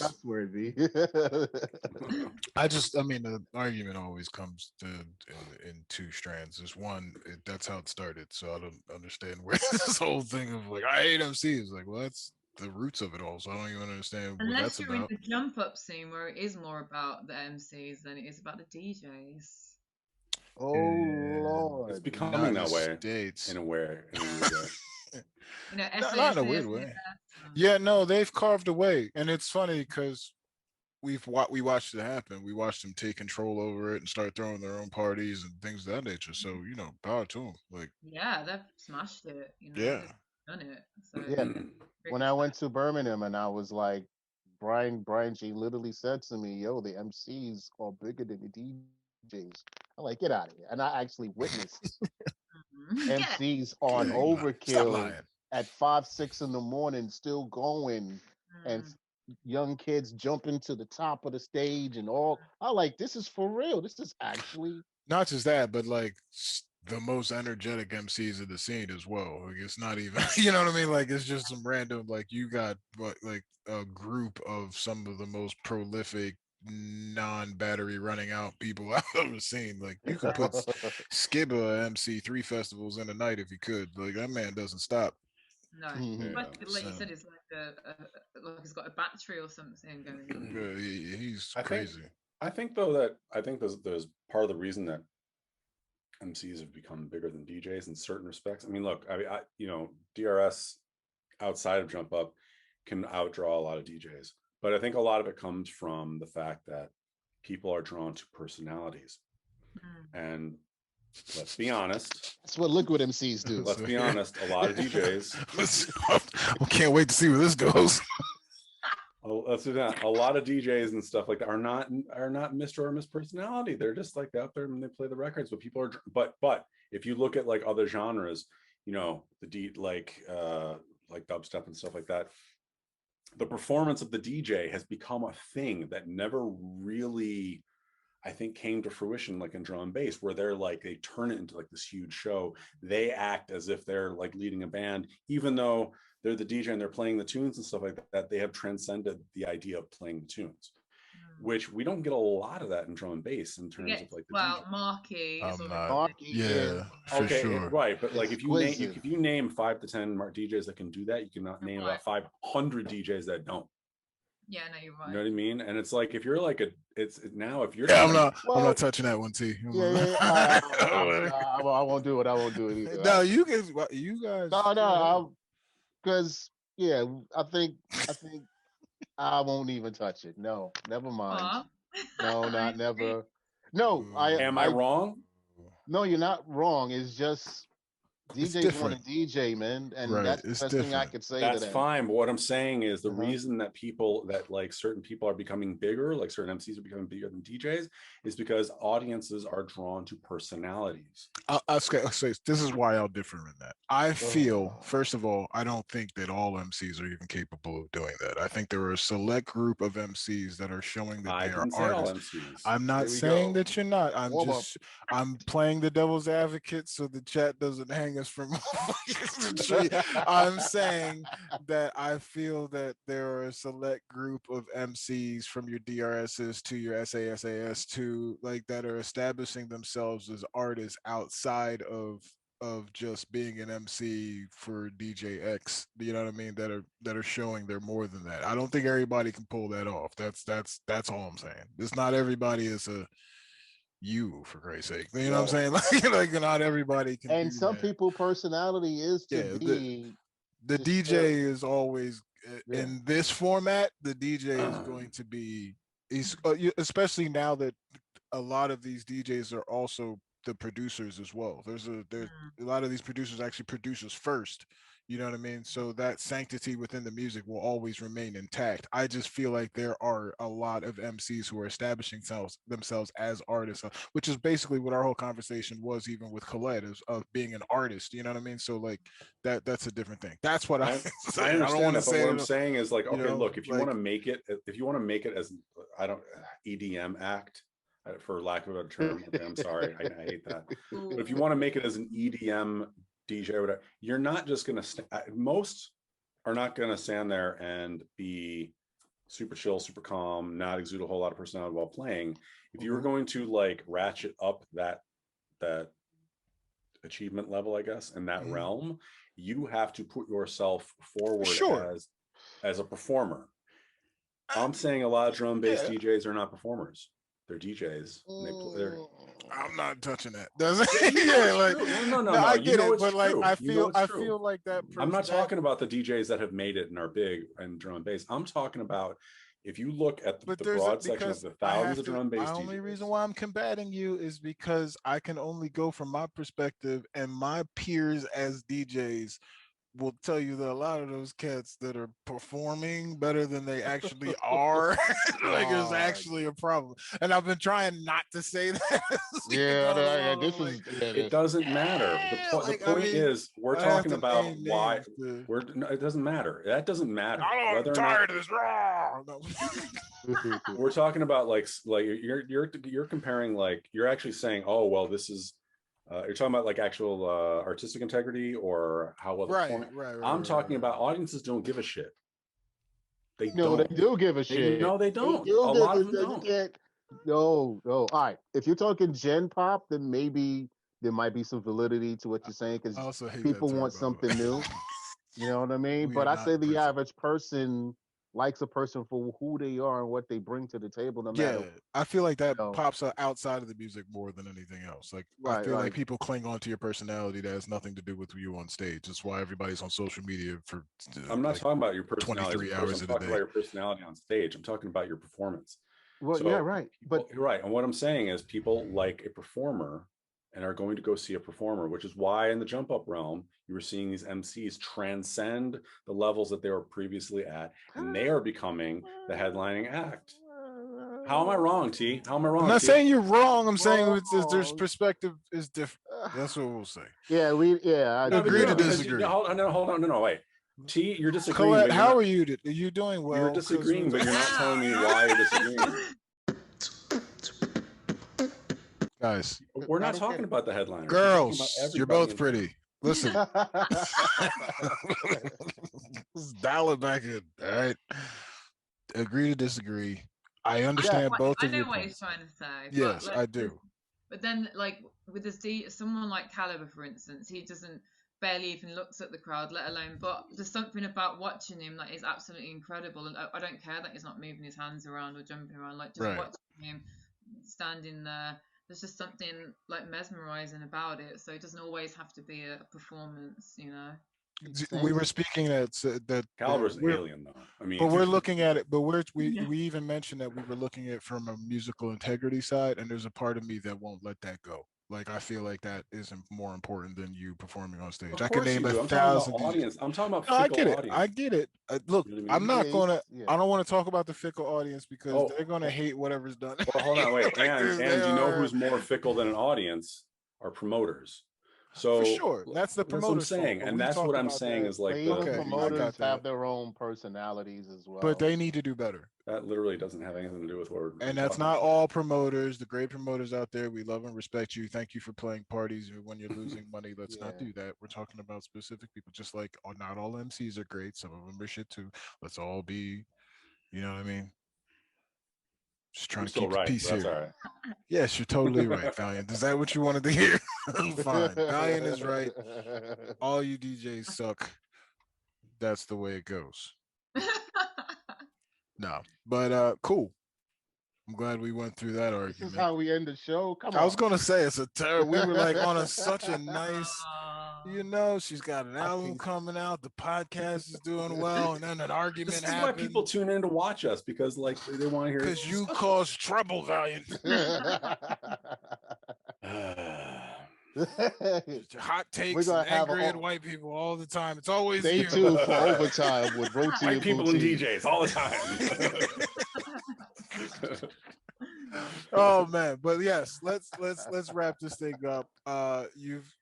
We appreciate you coming through. It's been a wonderful conversation, learning so much about you, and we can't wait to see this project really you've got fun. coming. You send us some tunes that we're allowed to play. There's a track that me and T.R.A.C have been sent by Pixis, actually. Yes. Female producer in the UK, and she's actually That's our next one. A track to do together. In fact, she sent me a different one, which is better than the other one. Okay. So I'll be doing that soon. Yes, keep me posted. Coming your way. Also keep us posted on when you finally do the debut for of the self-promoting EP you're about going to drop as well. We want to definitely help out on that as well. Do you have a name for that? Did we talk about that? Yeah, it's called Dark Soul. Okay. So Dark Soul, that EP, and when are we expecting that? In June. June, that's soon. So we need to talk about that. Soon. Dark Soul in June. How many tracks? 6. That's. I know. Well, yeah. That's the borderline. Kanye almost. Yeah, that's Kanye. That's like. There's one non-drum and bass one. There's one. It's like a neo soul track. So. All right. Oh hell yeah! We all for that. Yeah, I just thought just a different way of kind of showing my voice on this string. Let's go. Yeah, it's good to experiment in other stuff and just show people what I sound like on non-drum bass. Absolutely. Looking forward to that. By Filth, actually. So, yeah, big up Filth. Shout out. Oh, definitely. Who else is on there? I mean, let's just keep pulling the Should string. we Yeah, just so I've actually got one of your guys, Winslow's on there. wins? Hey, gang, gang. Wins. Yeah, so Wins winning he's again. amazing, isn't he? He's like smashing it right now. Oh, he's crushing it. Super crushing it. So Winslow, Phil, who else? Who else is on? Phil. I've got T.R.A.C. Oh, T.R.A.C. Yeah, shouts to T.R.A.C. Yes. I've got a couple of new guys on there because I feel like with my first EP, I kind of went for like the big names, and this time I thought I'm just gonna go for what music I think is good. Doesn't matter how big or small you are, you know. If the music's good, then that's the main thing. So there's a new guy called Dunk from Brazil. You heard of Dunk? I have not. I've heard of Dunk. Oh, you will. Yes. Oh, you will. Yeah. I know Dunk. Yeah. Like it's proper, like, you know. So the he's people like, who know Dunk are really happy to mess with Dunk. yeah. And then there's another new guy called Motive. Oh yeah. Okay, Yeah. that name in there. Yeah. Oh, he did. So yeah. Yeah. He smashed it too. It was great. Yeah, he's a great producer. So yeah, no, he's awesome. Like there's these guys that I'm working with. I feel like I believe in them. And I think they're going to be big. So awesome. Hopefully I can help them on their journey. Is that it? I hope I haven't forgotten anyone. I think that's it. 6 tunes. We did Filth. Oh yeah, the Filth, and then the one, and I've also got drum and bass on with Filth as well, and I'm just waiting for Degs to actually put something on it. So let's Degs Collette Warren on Filth. Yeah, that'll be nice. Hopefully. That's no, that's sick. Cool. So we've got that Dark Souls coming out in June independently. So super support. We up in the chat. Go follow. Make sure you guys are in tune with that. And hopefully scary but exciting. No, scary, exciting. Yeah. So yeah. It's the same part of the brain. It is. It's the same thing. Anything else you want to say before we go? Anything to inspiring young vocalist? Yeah, I think like what we touched on earlier at the start is even if you don't have the confidence, but you know you can sing and you want to do it, just find the confidence. Like find someone to believe in you and just don't give up and just. Oh Lord, you are saying something so powerful right now. You're going to get a lot of setbacks. So you're going to get a lot of rejections. I mean, even now, like a producer will send me a track and I'll send it back, and they don't always say yes, you know, and that's fine. And I think in the early days it can be really hard on you, and you think, oh my God, I'm not good enough. But I think now, you know, I've been doing it for 10 years. It's just how it goes. I'm just like, yeah, no worries. At least I've got an acapella to send someone now anyway. So just don't let the setbacks set you back. Just set you back. You know, work hard. It'll take away years and possibly more than years if you just be stuck on something from 8 years. You know what I mean? So yeah, I absolutely get rid of it. Get rid of it fast. Definitely. And just keep going, man. And be nice. Be kind. Amen. And be kind and nice. Amen to that. Don't get too big for your boots too soon. Yeah, stop beating me up, Armanni. That's what she's saying, brother. That's not gonna happen, T. That's your fault, not mine. Yeah, thanks so much for having me on, and I really hope to make it out to America at some point this year, man. I really do. So. When you do, we would love to have you by. Thank you for stopping by the show. Thank you for taking the time out to talk with us. We were very excited to have you on, and it delivered on every level. We can't wait to be a part of everything you do in the future. So thank you so very much. Up, guys, and I'm going to get you on my podcast as well. Yes, everybody, please check out Mike Diaries when you get a chance. Feature Warren's amazing next chapter of podcasting. So check it out. We busy out here. Valiant. Thank you so much. Big love. Thank you so much. Track. There goes your theme music right there.